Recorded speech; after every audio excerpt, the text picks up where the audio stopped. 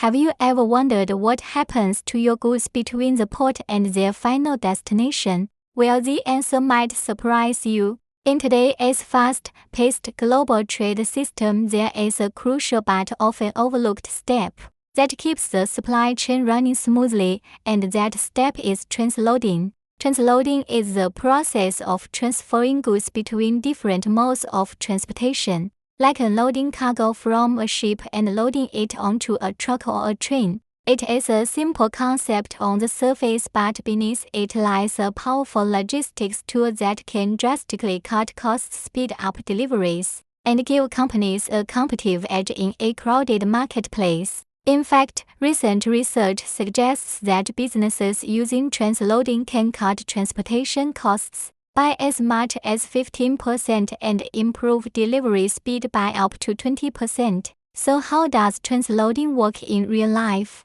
Imagine a company based in Taiwan that manufactures electronic components. These goods are loaded onto a cargo ship bound for the United States. When the ship arrives at Amarillo Port, say Los Angeles or Long Beach, the cargo is not delivered directly to its final location. Instead, it's unloaded at the port and transferred to either a truck or a train depending on the final destination. That switch right there is transloading. Now let us explore why transloading is so useful. First of all, it provides tremendous flexibility. Instead of sticking to one single shipping method, companies can choose different modes of transport for different parts of the journey. Long-distance legs might be best suited to rail or sea freight, which are more cost-efficient. For last-mile deliveries, trucks are typically faster, and when you need to ship urgently, air freight becomes a lifesaver even if it costs more.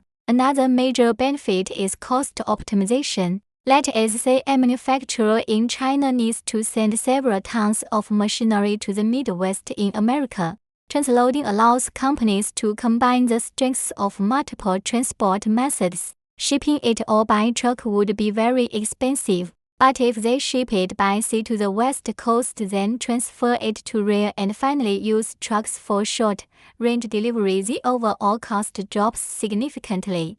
Fuel savings, reduced labor costs, and better route planning all come into play here. Moreover, transloading increases supply chain agility. In today's volatile world, disruptions are common, be it weather, labor strikes, or port congestion. With transloading, businesses can quickly adapt. If a certain port is closed, goods can be rerouted through another terminal. If rail traffic is delayed, trucks can be brought in instead. This level of adaptability is critical in staying competitive in global commerce. But where does all this happen? Transloading facilities are the key. These specialized hubs are equipped with cranes, forklifts, and warehousing space to handle cargo efficiently. At such facilities, goods may be stored temporarily, sorted by destination, repacked, or consolidated into new shipments. There are heavy-duty cranes for bulky items, climate-controlled storage for perishables, and streamlined systems to move goods in and out with minimal delay. Now let's talk about the types of products that benefit from transloading in the retail sector. You've got everything from furniture and electronics to clothing and packaged foods. A shipment of TVs from South Korea might come through a port in California, get transloaded onto trucks, and then sent to warehouses across the country. In the food and beverage industry, items like dairy, frozen vegetables, seafood, and beverages are moved quickly between refrigerated containers and transport vehicles to maintain freshness. For industrial shipments, things like machinery parts, construction materials, medical supplies, and even hazardous chemicals go through transloading. These items often require specialized handling, which makes transloading facilities a vital part of the chain. But wait, how is transloading different from intermodal shipping? Good question. In intermodal transport, the goods stay inside the same container throughout the entire trip.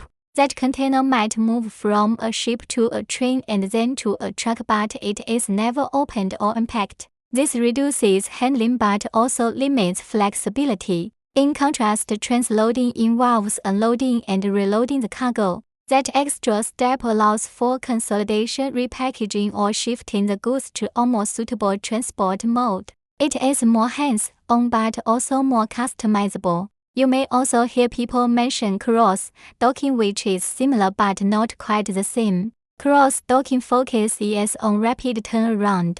Goods are transferred directly from incoming transport to outbound vehicles, often without long-term storage. It is great for perishable items or products needed urgently but less versatile than full transloading. So how do you make transloading more effective for your business? First, you need to work with the right logistics partners. Choose transloading facilities that are located near major ports, rail terminals, or distribution centers. This reduces transit time and costs. Also, pay attention to how your goods are packed. Use steady containers, clear labeling, and protective packaging to avoid damage during the switch between transport modes. Another tip is to consolidate shipments whenever possible. Instead of sending small batches, frequently store your goods until you can fill a full container. This reduces per-unit shipping costs and minimizes handling time. For smaller shipments, less